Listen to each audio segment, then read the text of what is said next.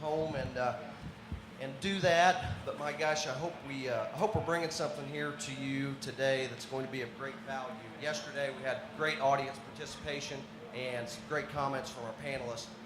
Real quick, my name is Aaron Cassing. I'm with Timewell, obviously. Been with them for 15 years. It's been a lot of fun. We're very happy to be growing into this area, and certainly growing into this area in a time that is a little bit different for subsurface farm drainage. I'd like to introduce our panel. On the far right is Ben Gleason. Ben is the Sustainable Program Manager at Iowa Corn, where he works on a range of environmental projects affecting Iowa corn growers. Soil and water conservation issues are priorities, and Ben's working closely with government agencies and other organizations to address the issues. Previously, Ben worked for the Iowa Department of Agriculture and Land Stewardship as a project coordinator for multiple watershed projects addressing sediment and nutrients in lakes and streams. And he grew up in Charles City, Iowa, near his family's farm in Little Cedar River, or on the Little Cedar River. Our next panelist to Chris's right, you gotta forgive me for that, guys. I got myself out of order here. I introduced Ben, who's on the far left. Thank you, Ben. And Ben also knows a thing or two about riprap. If anybody's needing a lesson on that, he can get you educated. To Ben's left, my right, is Mr. Tim Recker, along with his wife, Darla. They are corn and soybean producers in Arlington, Iowa. Recker owns and operates Recker Excavating. Along with the farming business, he installs conservation practices on Iowa ag land. He's past chairman of the Iowa Land Improvement Contractors Association and has served for 9 years with the Iowa Corn Growers Association, is also their past president. Tim is well-versed on WOTUS, however you might say that, Waters of the U.S., and we'll share some of that information with us today. Going to the next person to the right, Bruce Rower. Bruce farms in Paulina area with his son Keith Rower and daughter Carmen. Very impressed when I first talked with Bruce. Multi-generation family farm, and his son was tiling, and his daughter was keeping the corn planter going at that time. I really enjoyed that. They farm about 1,200 acres. He is also a member of Iowa LICA Association, owns Dry Run Drainage, and has a list as long as your arm of the things that he has done within the ag industry and within the Corn Growers Association most prominently. Chris Hay, who is actually on the far right, I'm going to get it together here. He's the senior environmental scientist at the Iowa Soybean Association. In this role, he's responsible for overseeing the certified water quality lab, providing technical assistance to field planning and experimental operations. Hay has more than 20 years of experience in ag water management and water quality, and he came from South Dakota State University, where he was an associate professor. And Chris was forced into the drainage industry in South Dakota. He was always an irrigation guy, started getting calls from everyone about subsurface farm drainage, and finally just said uncle, and decided he was going to do a little flip-flop and start working in the industry. So, good group of people here today. Guys, we'll start out. We'll do 30-minute question and answer. We'll throw those around, and then I'd like to open it up to the audience after that. But the first thing, it's kind of a positioning statement, and I'd like for each of you to answer this. What is the state of subsurface farm drainage in the ag industry as an overall management tool? Thanks, Aaron. I'm Ben Gleason from working for Iowa Corn, which is a joint organization of the Iowa Corn Promotion Board, which is the checkoff, and the Iowa Corn Growers Association, where your members pay dues, mostly a lobbying organization. As far as the state of drainage, I think it's in a great position. Obviously, during tough times, productivity, profitability are extremely important, and so you need to be able to manage the soil and your crops to make sure that you're being profitable. We know the payoff for drainage is there, and compared to other practices, it's about the surest bet you have there. So economically, it's still solid. Environmentally, obviously, there's a lot more attention being paid to drainage, but I think it provides a real opportunity to show, improve our nutrient use efficiency by improving drainage, improving our yields. That makes better use of our crop nutrients, and then also provides opportunities for conservation practices like the drainage management and saturated buffers, wetlands. All those practices aren't really very effective without drainage up into the field. So that's my quick status of the industry. Aaron, I think the drainage, the whole drainage narrative, well, I'll start out. We have people that are framing the narrative for our organization, for our industry. And it's not in a positive way.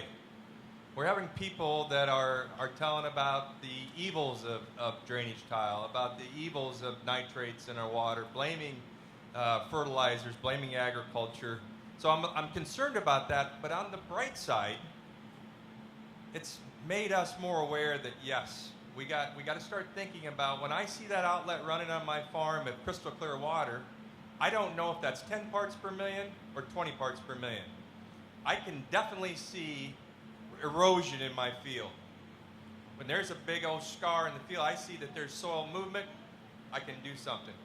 So we're bringing awareness to the industry, so I think that's good. I just don't like when I have someone else that is always bogarting the Des Moines Register and telling us about the evils of our industry, because we need to start talking, and I'm talking about we, you all, and all the commodity organizations, the positives about drainage tile. Without that, the production would be less, we'd have a lot more erosion. There's too many positives, and those issues aren't being covered. So as an opening, I see it as positive long term, but we need to take control of the story. Thanks, Tim. Bruce? Yes, Aaron. The role of drainage in agriculture, I think, is becoming even more important. The way the climate is behaving now, we are seeing rain events. It's not uncommon for it to be 2 to 6 inches in one shot. That's different than it used to be.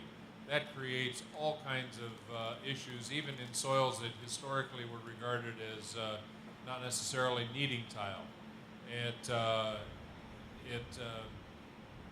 It's a situation where when those areas get too wet, you pay for the tile every year as a farmer, whether you have it or not. And then you get hit with this thing that, well, how can you afford it? Corn is just above $3 and maybe going to 2 and that type of thing. Well, with $8 corn, you wanted every bushel you could get. With $3 corn, you need every bushel you can get. So the future of ag drainage, I think, is quite bright. It is going to facilitate profitability within agriculture, and we need to stay on the path of getting it done, because with, like Tim's talking about, the negative press we have, the attitude of many that the only way that you can alleviate the pollution problem is through regulation, the desire to put that in place. While the regulations are no more than they are now, we need to be working on making sure we have a proper drainage system installed everywhere we can. But I guess my thoughts will kind of echo some of those other comments. I think the need for drainage, drainage is just as important, if not more important now than it has been in the past.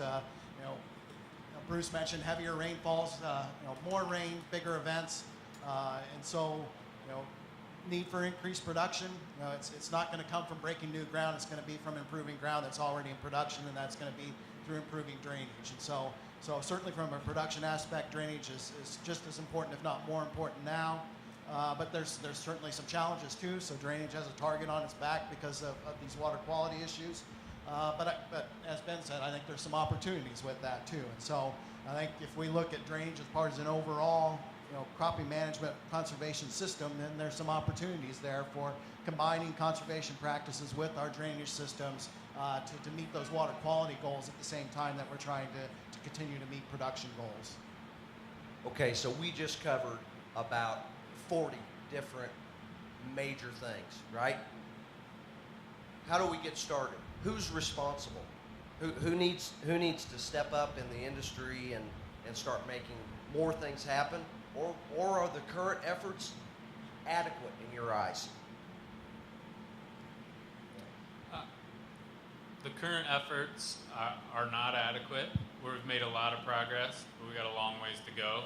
I think everyone has a responsibility. I don't think there's necessarily anyone who should be in charge, and we certainly don't want any government agency in charge. So whether you're the landowner, the farmer, the contractor, anyone in ag business, this is all important to each and every one of us, whether it's return on investment, the value of your land and the investments you make in your land, the production and profitability and all those ag businesses that depend on a profitable agricultural sector. So we've done good things. We continue to do good things, but we have a long ways to go, and we're certainly battling increased expectations as far as water quality and other issues from the public. And I'll echo that same thing. It's farmers, it's contractors, it's tile companies all together with a goal in mind to put a positive image on what we're doing out here. I think it starts with getting some basics done with your operation, whether you're a farmer or a tile contractor, is starting with a rock solid drainage system that's designed properly, and in my area it's pattern tiled, and then it's permanent structures that you put in, that meaning permanent, that you don't decide one year to have a terrace and the next year not. You have permanent structures. Those are the basics, and then you can start doing some of these things that we're talking about in the media, about the cover crops, about minimum till, about bioreactors, about saturated buffers. But this is going to be a change in our mindset. We're going to change the way we're looking at water quality from now on. We've changed the narrative. Somebody's already creating that for us. Now it's time for us to say, you know what else can I do in my operation? Whether you're a contractor, are you adapting to some of the new technologies? If you're a farmer, are you willing to try some of the newer practices out here to help hold those nutrients in place? Those are the kind of things we got to think of, but there's no one answer, but it's all of us working together collectively. I would wholeheartedly agree with that. As we deal with this water quality, all the acres in Iowa are important to have the proper things done on them. So it's the farmer's responsibility to be thinking in terms of what can I do now before I'm submitted to the straitjacket of regulation. What can I do that will keep more soil home, keep the water cleaner that does leave? And but also you think about it when those of you who put tile in, the farmer says, well, I got that wet field over there, I've got that wet spot. What do you think? Well, that's where we who install the tile have to be willing to talk about the bioreactors, the saturated areas, these type of things, the control structures that may not be there, and they may meet with some resistance. But the seed, the idea has to be planted, and that's where we on the contracting side can contribute to improving this water quality. And just to add in a little bit that there's the farmer's responsibility for understanding what will work in their system and helping make that happen. There's the technical assistance aspects of how do we get these designed so that the contractors and others can actually put those in the ground. It's everyone, the public working with their elected officials and others on how we fund this, that we're putting these practices that provide public benefit on private property, and how do we fund that? How do we make that happen so that it's not just the farmer's responsibility for having to pay for that? And so everyone bears some responsibility in this, and we're all going to have to work together to make this happen. Let's jump right into something pretty meaty. Ben, you made a comment that we don't want government agencies involved. It appears that Waters of the U.S. is taking a step backwards, but is something pending, and do we have any idea what it is? We do have some good news. And anybody can answer that. I was just quoting you, Ben. Okay. I would say we do. Right now, the rule has been stayed or temporarily delayed by the court system as the litigation plays out. And those who filed the suit, it's a broad range. It's home builders, forestry, mining, corn growers, Farm Bureau. A lot of different people, land users, are affected by this rule. So that litigation is on hold. They're trying to figure out which court should hear it and this and that. That'll take some time. In the meantime, recently, the United States Supreme Court ruled in favor of a private landowner. So this was a company in Minnesota was looking to mine some peat. So they went to get a Waters of the U.S. jurisdictional determination from the Army Corps, and the Army Corps said, yes, those wetlands that you want to use to your benefit as a private landowner, those are waters of the U.S. They're 120 miles away from the nearest navigable river, the Red River, but the Army Corps says these are waters of the U.S. So they fought it in court. They said, the Army Corps said, this isn't a final agency act, or not something that a judge should be able to review. You can either try to get a permit for this, or not get a permit and just start digging and see if you get penalized.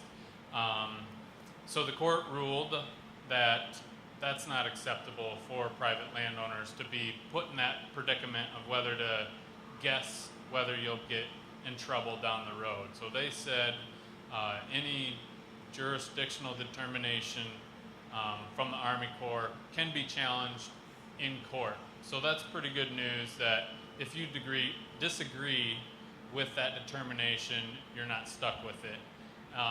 And some of the opinions that were written by those Supreme Court justices were very favorable for the Waters of the U.S.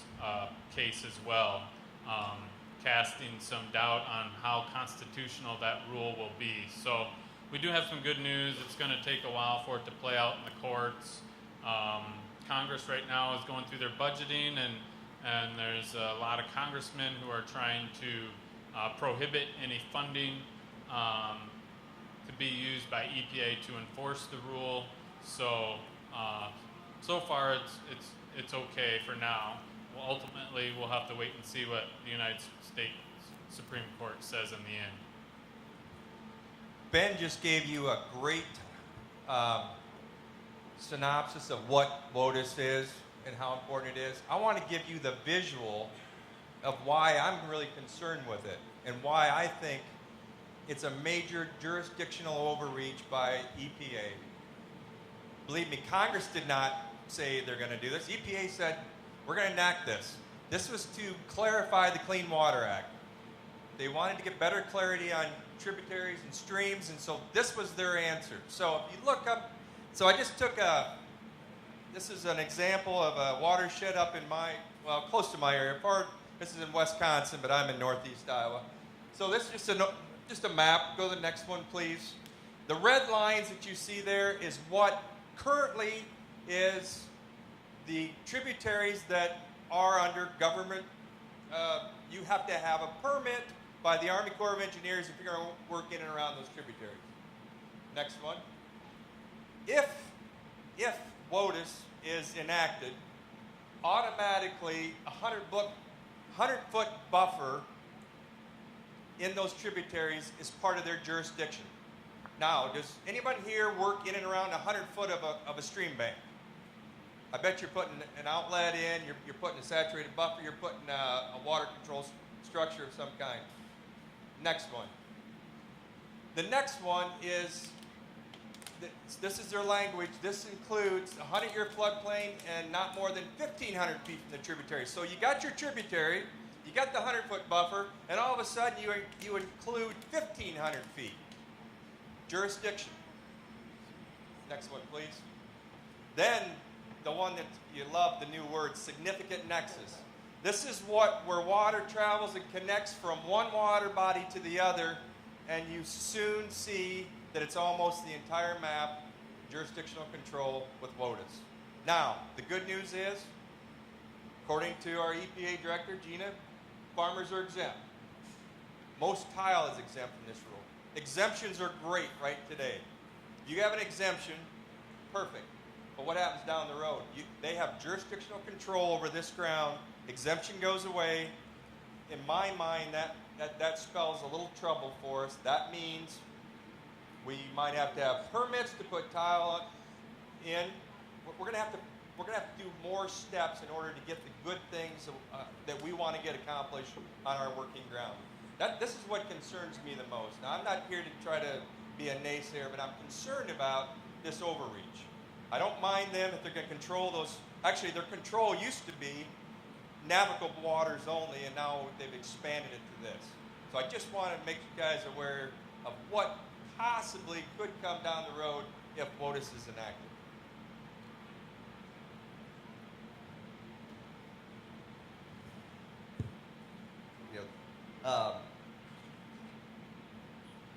Made the comment, guess whether you will get in trouble. That's kind of scary. The other thing is, you may not even know that your farm is in a WOTUS. That's the scary thing. You may not know.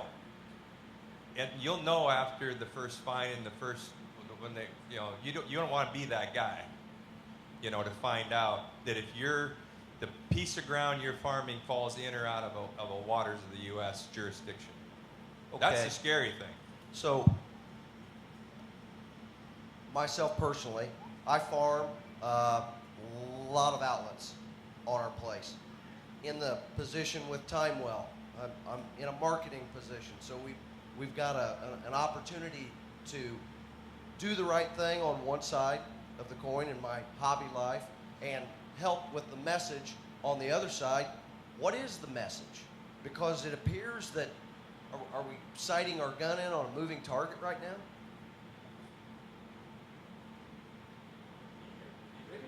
Anybody? It's what you call being in limbo. In limbo? In limbo. Okay. Yes. Until things are actually finalized, we don't know where we're going to land, and there is plenty of potential for one or more of your outlets to be in violation of something somewhere. And Even though they've been there for 30 years, some of them? well, right now you have some of this exemption that Tim was talking about, and grandfathering and this type things, but those are always subject to change. This is where we really need to get back as close as we can to what we had before, because this clarification, as it was called, of the Clean Water Act really muddied the waters. It wasn't tile water coming out of there at all. It wasn't that clean. And that's why we're asking guys to pay attention. When you hear stuff from commodity groups, they're talking about ditch the rule. I know Corn Growers had a thing on, they want you to comment. This is why it's really important. This is really coming right into your neighborhood. And then you start stacking that with Des Moines Water Works suit, Flint, Michigan Water, the Chesapeake Bay. You start seeing a pattern here. We got a pattern of public perception thinking that somebody's doing something bad to their water and they don't like it. And they're looking for someone to point the finger to.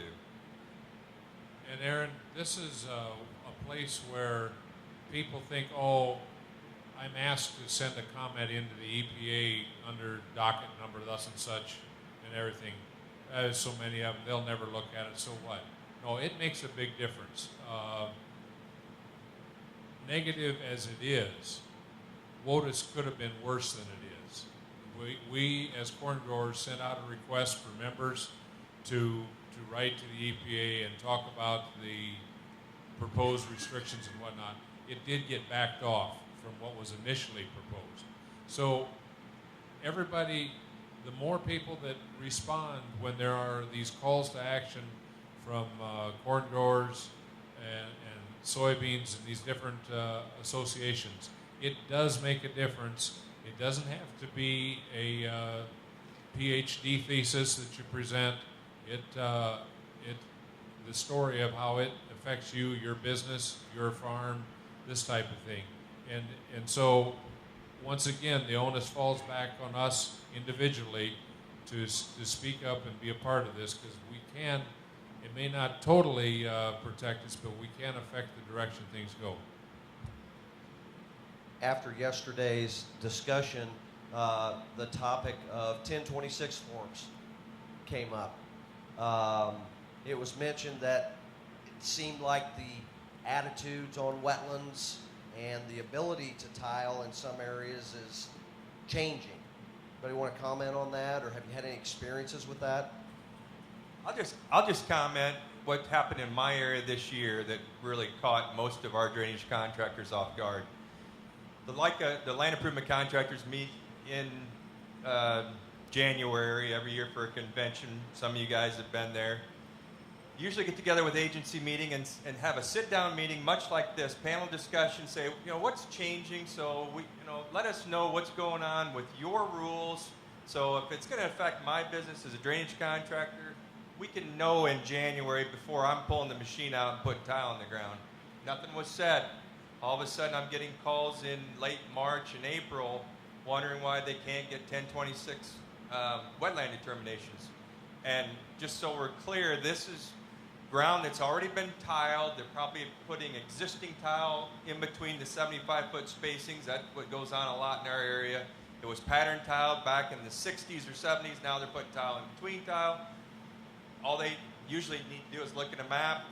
The response was, well, there's no vegetative crop that we can find. We can't tell if it's wetland or not. So there's a new, at least in my area, thought process that we're going to follow the rule exactly. That we're not going to just say, "Yep, that was tiled, and we can do it." So I think the reason we're talking about it is because it is an issue, because it caused some real delays in our area. So some of the rules that we thought were the way they were, all of a sudden now we got public perception and the thought from our local NRC office that their funding is in jeopardy, and we're going to go back to the rule book and we're going to follow those rules exactly, and that changes the way we do business. So I'm just mentioning that because, if you're caught in that and your go time is March to May, and you all of a sudden can't get a 1026, that's a problem. So that's one of the issues that I saw in my area. We got to just be cognizant. You got to get a wetlands determination if you're going to be out tiling. I mean, in the past it was beg for forgiveness, but I think it's better to go up front and say, hey, I'm going in there and I'm draining this. Let's do it right. Let's work with these agencies. I'd also like to say a lot of times there'll be a personnel change in the local office, and that new person is going to interpret or enforce or implement the rules quite differently than the previous person. So if you become aware of such a change, it's probably worth your time to try and get to know that person. Got it. Go ahead, Chris. I'm sorry. Sure. And a lot of this depends on where you're at. In the Prairie Pothole region, so Des Moines, Loeb in Iowa, most of southern Minnesota, up in the Red River Valley, the Dakotas.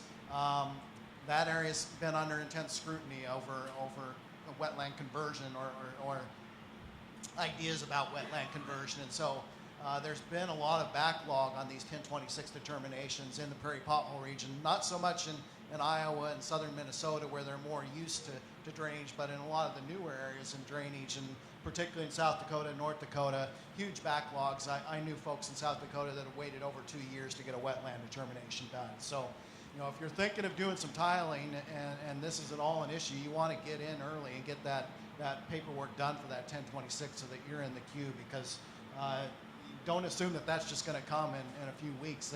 There may be a wait for that, and so some prior planning is important.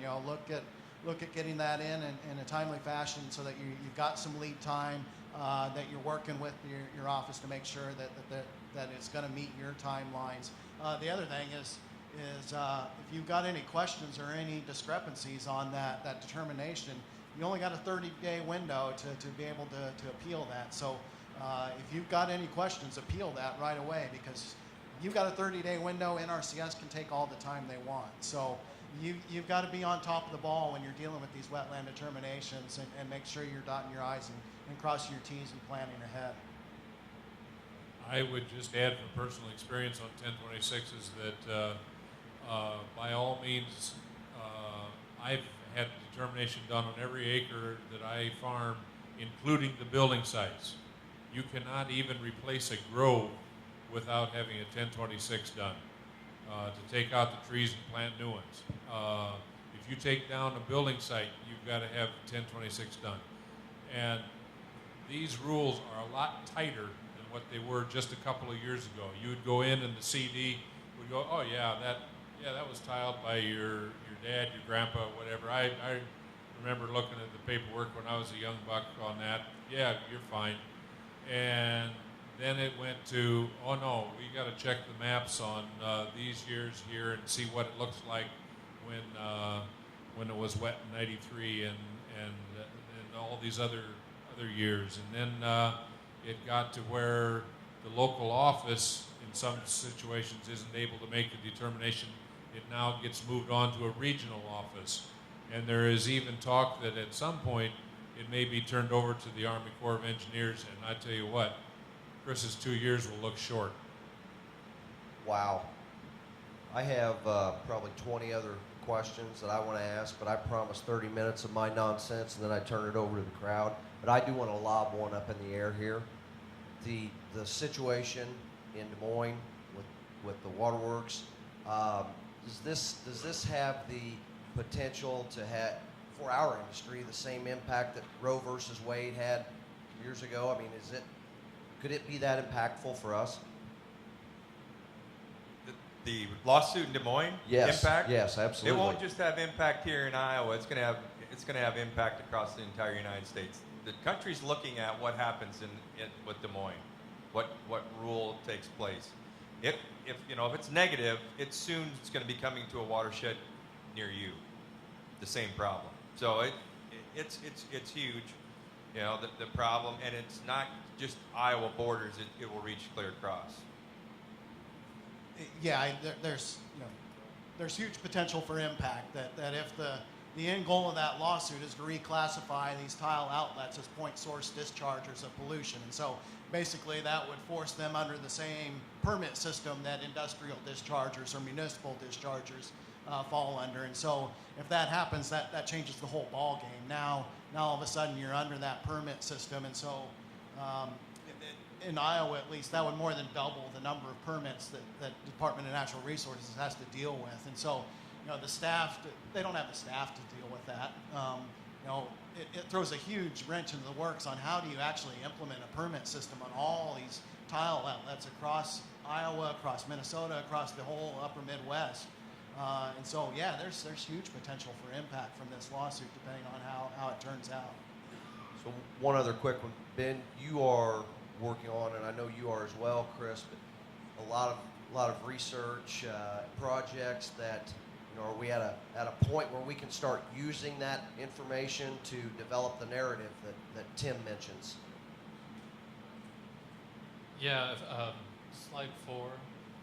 So Iowa Corn is using some checkoff dollars. We've been supporting Iowa State University and also the Iowa Department of Agriculture and Land Stewardship on part of this Iowa Wetland Landscape Initiative. So they've been doing work for, I think, almost 2 decades looking at drainage districts and wetlands and some other things. And so a specific piece of that research that we're doing in collaboration with them is collecting nutrient application data from farmers in 5 drainage districts in Clay, Palo Alto, and Pocahontas counties. So we're hoping that those drainage districts have rebuilt the infrastructure, the tile mains, to modern design standards, increase the drainage coefficient, increase the capacity.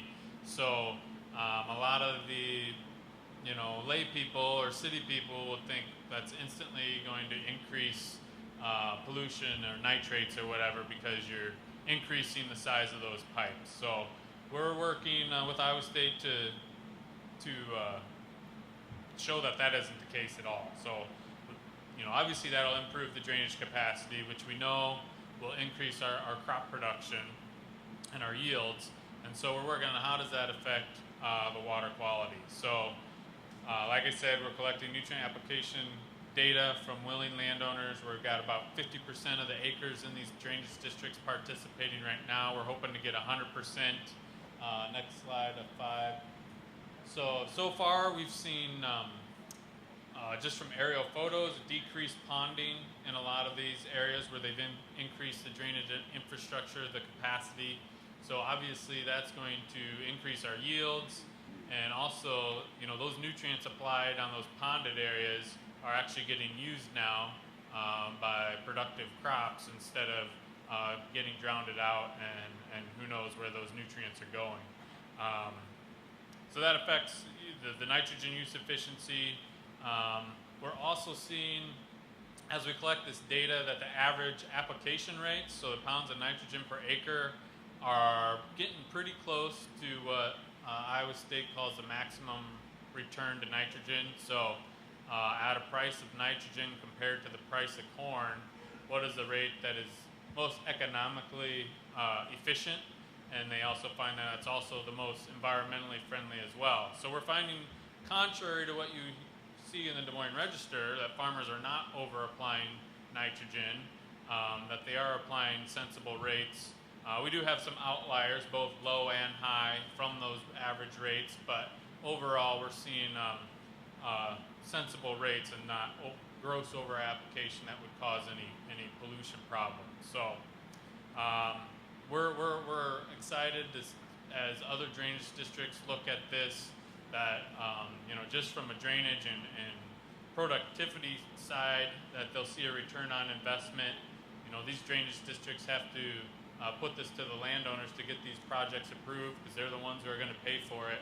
And so we're seeing certainly great return on investment, and also we can counter any of those pollution concerns as well.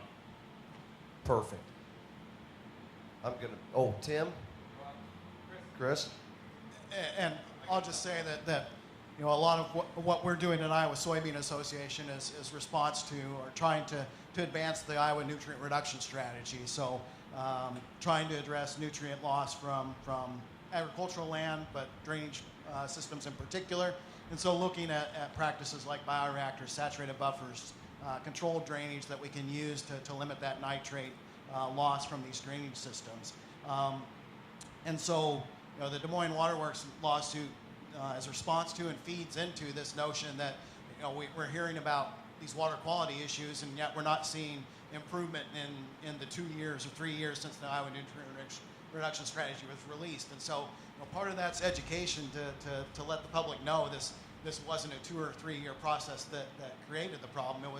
It's been a long-term process. It's not going to turn around overnight. But the other part is we need to show some action on this voluntary approach and get more of these practices implemented and out on the ground so that we can have that message that, hey, we are doing something about this, and we can show that and tell that story to help deflect some of that perception that, well, we're not seeing what we want, so we need to follow these lawsuits, or we need to regulate this. So my comment, we talked about it yesterday, and I want to ask the crowd this. I want to throw something at you. We talked about all kinds of things about changing the narrative, about getting someone to represent your industry. How do we change that mindset? Who do you have right now as an association or a group that can come to you and say, I represent you in your water quality concerns or what's going on, who is that person? And the answer is, I'm not sure. There's several people, commodity groups out there all helping, but do you have a go-to person? Now, the land improvement contractors, they're a staff of one. We're out there helping contractors, but we're a staff of one. So the idea that was bandied around yesterday is about a checkoff on tile. Are we ready to start putting money towards a specific fund that represents our interest to combat some of the things that are going on right now in your industry? And I just throw that out as a question because I see the success that the commodity groups have done with the checkoff. They can do research, they can do marketing, they can do education. That's the three things that we need as an industry right now, and we need help, and we need dollars to do it. And so I don't know what it's going to look like. All I know is that there's a potential there with the amount of feet of tile that goes in Iowa, and it could be a national program. Are we ready for that? And I just thrown it out so we can start thinking about it, because it doesn't happen overnight. But if the regulation hits us, believe me, that 1 penny per foot that gets charged to the end user is nothing compared to what's going to cost us in the long run. Question right there. Where's our politicians here today? They should be here listening what you guys and what we have to say, especially the Democrats with their anti-agriculture and environmental restriction thing. Where are they today? They should be right here. That's a really good point. The Iowa corn growers, we put together a legislative day at the Leica farm in Melbourne, Iowa. We had about 6 state legislators. We had Congressman Blum there. They were very interested. Here's the interesting thing about when you show a politician a conservation practice, or even an EPA. We've had EPA at the farm. They'll say, "Yeah, that's great. I've always seen, I heard about creps, or a wetland or a sediment basin, but I never saw one. I'm really glad that I saw one." And that's what the value of our farm is. We can show them the conservation practices that are used in Iowa that you guys are building. They talk about them, they fund them, but they have never seen one. And so that's what our purpose is trying to help. We had the Secretary of EPA come out and says, "Oh, we write rules on creps all the time, but I've never seen one. This is my first time." Wow. Questions? I would just like to make a comment to your question.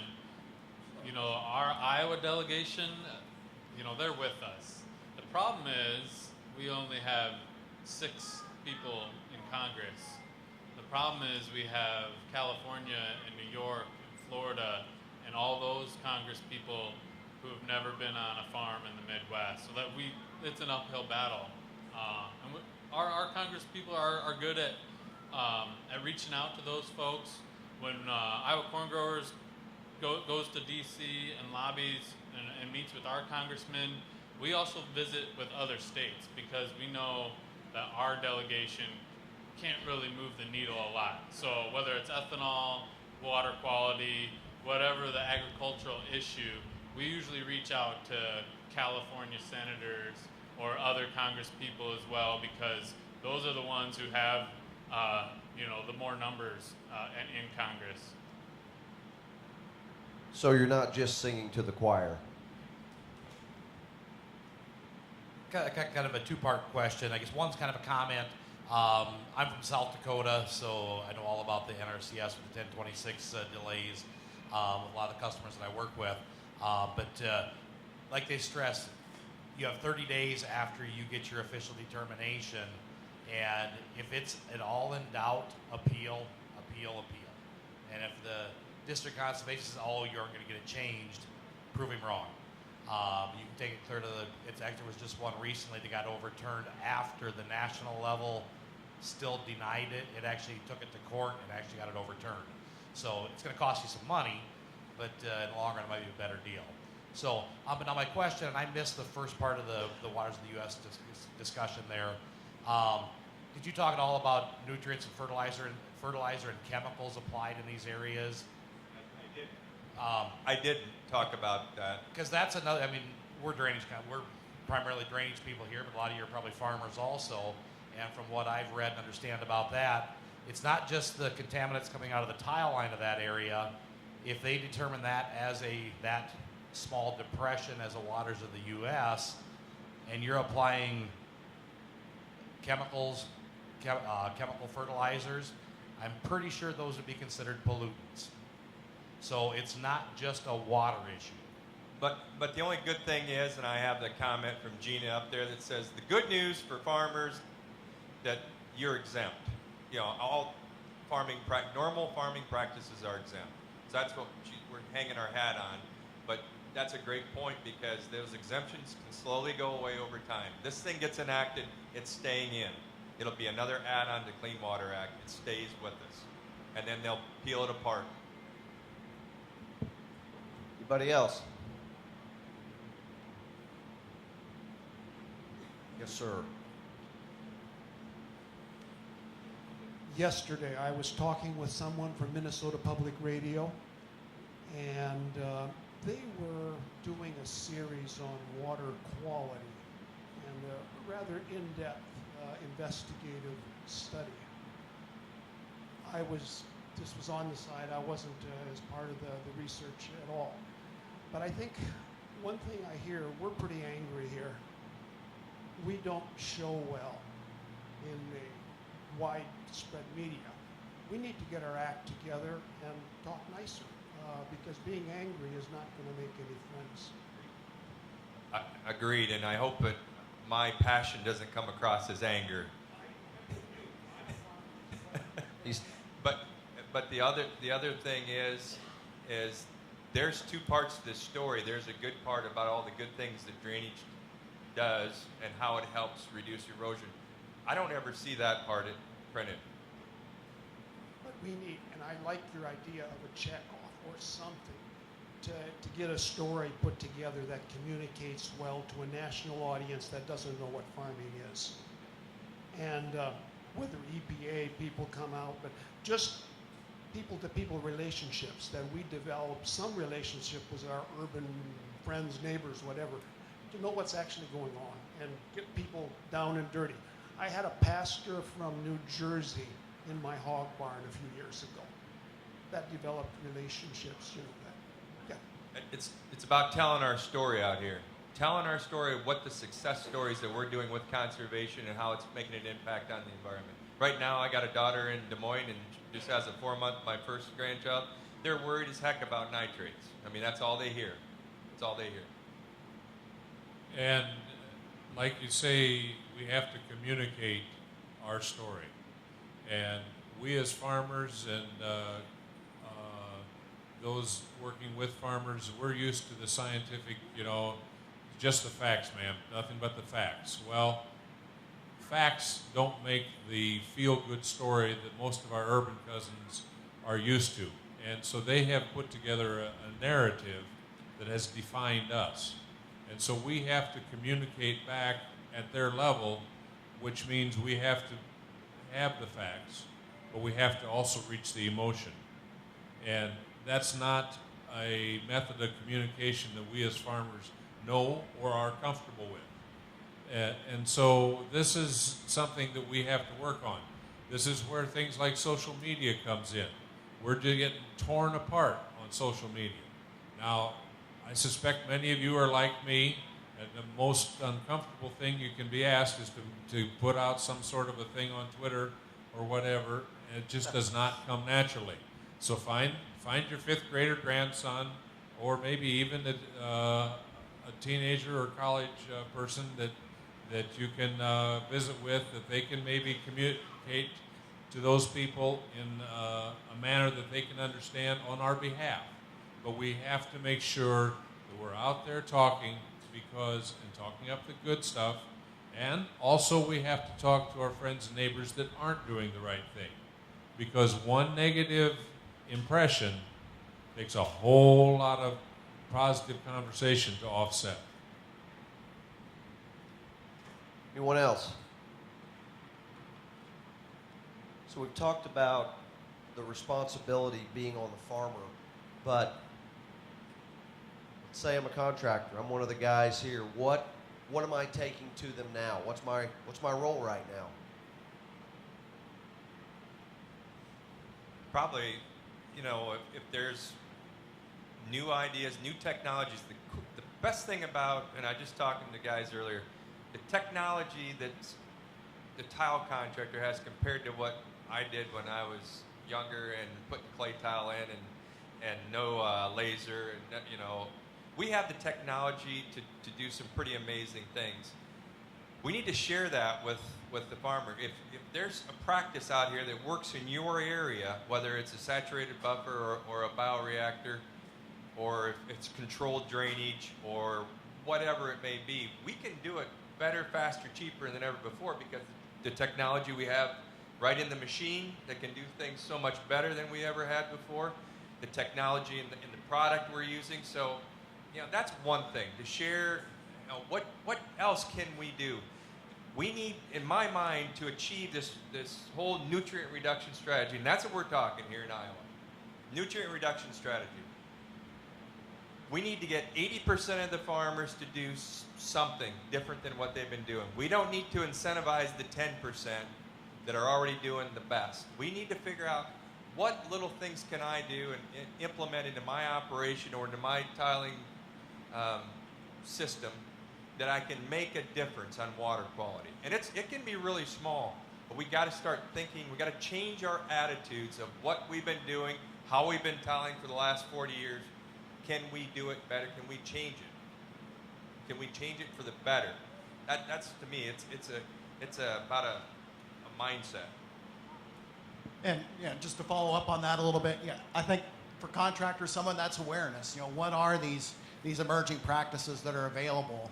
What does it take to be able to do that so that you can work with your customers on designing a system that would accommodate that? Even if you're not going to do it right away, a lot of these, if you design the system with that in mind at some point, it's a lot easier to retrofit that than if we put in a system the old-fashioned way. And so, things like if you got the proper topography for controlled drainage or drainage water management, rethinking that design and moving the laterals along the contours instead of up and down the hill so that we can make drainage water management work, or if it's a bioreactor or a saturated buffer, making sure that we design that with an outlet in mind where we can actually fit that into the system. And so, being aware of these practices, visiting with your customers about, this is something you might want to think about, even if you're not going to do it right now, we can design the system so that we can do that at some point. So, if I heard you right there, Chris, essentially the contractor working with their customer, sell a future compliant system. Well, and I think there's some opportunities for contractors there that you're providing some other value that maybe another contractor isn't, that just is going to go out and do it the way we've always done it. We always put them on 50-foot centers. We always go up and down the hill or something like that. You can show that, hey, I'm actually serious about designing a system that's going to work for you for the long term. And so I think there's a chance to show some added value from taking a little bit more time to look at that system as a whole. Thank you. Bruce, did you? Oh, I guess the other thing would be along this thinking toward the future, like Chris is saying, we have to fight the North European frugality that most of us farmers have, and so when we work, we can both make fun. We are one, right? And I'm speaking of myself. My son reminds me of that frequently. But we have to encourage to look beyond the old 3/8 coefficient to a half or more. And so that means if you're going to achieve that type of thing, so you have a better functioning system, you've got to be able to sell the customer on a larger main than, we have 5-inch laterals out here, 6-inch should be good enough for a main. Well, no. Let's get a system that's actually going to achieve a 1/2-inch or better coefficient. And then you've got a field that the farmer can be in 2-3 days earlier than he had been before, and that may be what gets it tasseled before the heat hits or whatever, and that type of thing. But make it a more effective system for them, and then have things like control structures so that at the end of an outlet, so that during the winter, the tile line doesn't have to be flowing. You're holding back, and then your things like that fall under different NRCS programs, and there's actually funding for some of those things. That it demonstrates to the public that we are attempting to improve our water quality in every way possible. And Ben, to your comments earlier, you indicated that the research that you're doing with Iowa State is proving out that a better system is better for Bill Stowe and everybody in the mix. Did I understand that correctly? Yeah, absolutely. It's an integrated system. It's not anyone can go out there and pattern tile a field and drain it to the nearest creek, but to really add some value to your customer and to help everyone in the agricultural drainage industry, we need to be adding in these practices. So whether it's old things like waterways and terraces, or the new things, controlled drainage or whatever, take time to learn about them and sell them, because if a landowner's making a big investment, they might as well be putting that stuff in as well before the government tells them to. And if you want to see a great example of it, the Land Improvement Contractors Farm, Melbourne, Iowa, we own the farm. I call it an agricultural water treatment facility. Water comes in from the north, goes into 2 wetlands, then transfers to a CREP, then transfers to a deep water pond. It's got sediment basins, it's got bioreactors, it's got every known practice to man. You can go out there any day of the week. You can take a walking tour. They got signage. It's just right east of Melbourne. That's what we're trying to do. We're trying to develop a system, a farm system, an agriculture system, that when the water's coming in from the 1,000 acres above us, that may be heavy with nitrates, that it leaves our farm cleaner than what it came in. And Iowa State's doing the testing, and it is doing that. Water's coming in high in nitrates, it's leaving low. And we didn't realize we were creating this system. We're just a bunch of contractors that wanted to have a fun day a couple of times a year and would move some big machines around and move dirt, and all of a sudden we got this system. We didn't know we were creating, but we created a system, a conservation system, and it's all in one location on 80 acres. So I just invite anybody. We don't have a field day this year.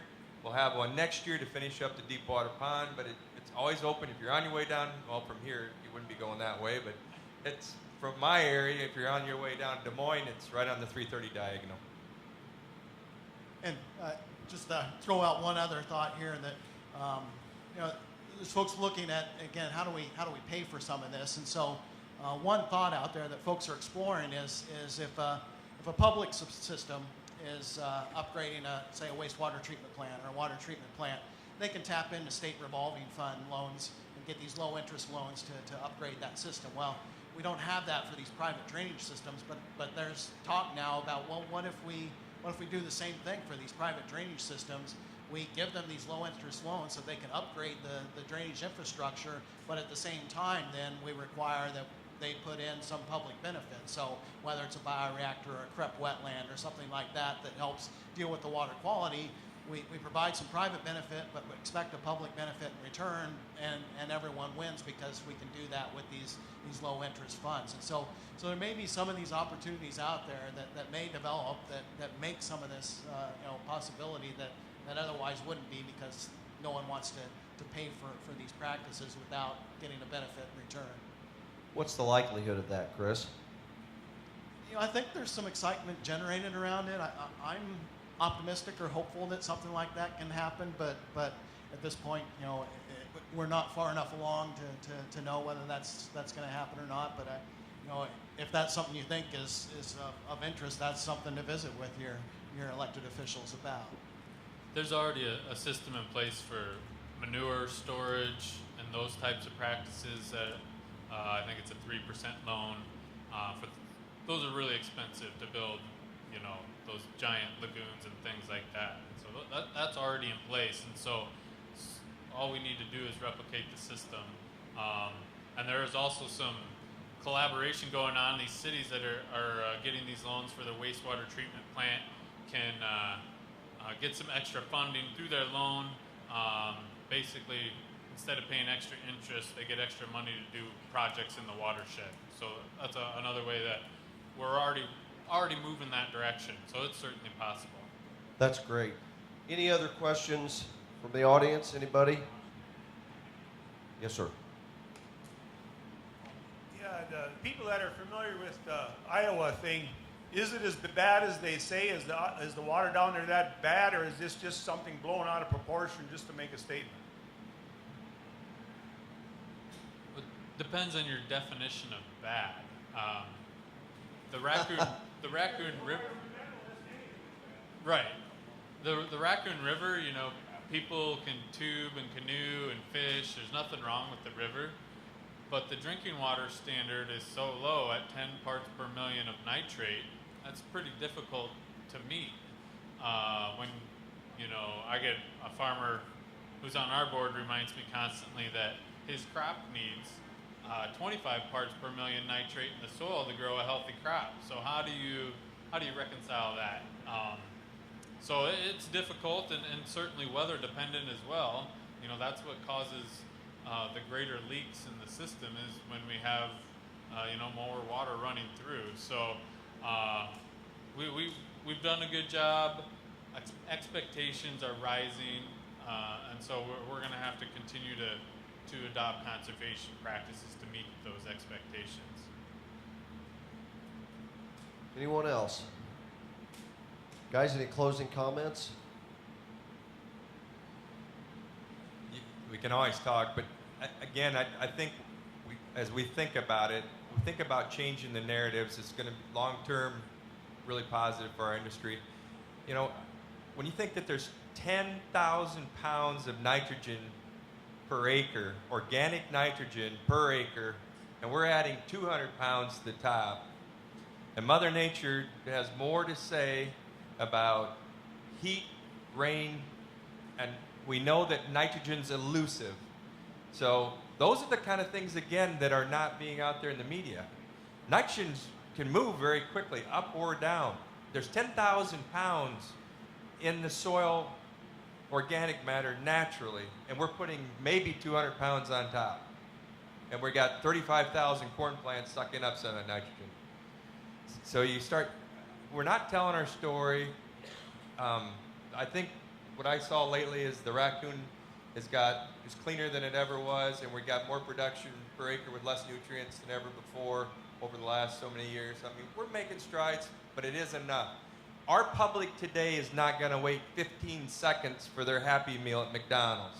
They want instant results. They want them now. And that's just like this, the nutrient reduction strategy. They think we should get it done in 3 years. It took us 30 years to go from 20 tons of soil loss to 5 in Iowa. From 85 to 2000, or just lately, we got 5 tons of soil loss. How do you expect us to reduce nitrogen and phosphorus 45% in 3 years? Some people think we should. It's going to take a long time. We're going to need to make awareness that we have a problem, and then we can start with the practices that we can put in place to make a big difference. I would say, Aaron, the other thing that Tim really is alluding to here is communicate. We will not do well if we just take the ostrich approach and put our head in the sand. We have to communicate, whether it's to the regulators, whether it's to our congressional delegation, whether it's to our urban cousins, whether it's to our customers. We have to communicate. We have to get our story out, and saying it once is not enough. It has to be repeated and repeated and repeated, and when you're tired of that, you repeat it again. It's the only way that Sounds we like stand a sales, chance. Bruce. Well, we're selling ourselves. Yes, it is sales. Yeah, I'll just say, I think we got to continue to talk about what we're doing right and the things that we're doing well, and we got to think about the things that we can continue to improve on. And so, if it's you're a farmer, what's 1 or 2 practices that I could fit into my operation, that would make sense for me, that would provide some water quality benefit. If it's a contractor, what's something I could talk with my customers about, is something that they could design into their system that might work, and then tell those stories of, I could have done it this way, but here's what I did and here's why. And so I think the more we do that, the more we can get the story out there, the more we can continue to improve. Guys, thank you very much. We appreciate this. It's been very educational, very valuable.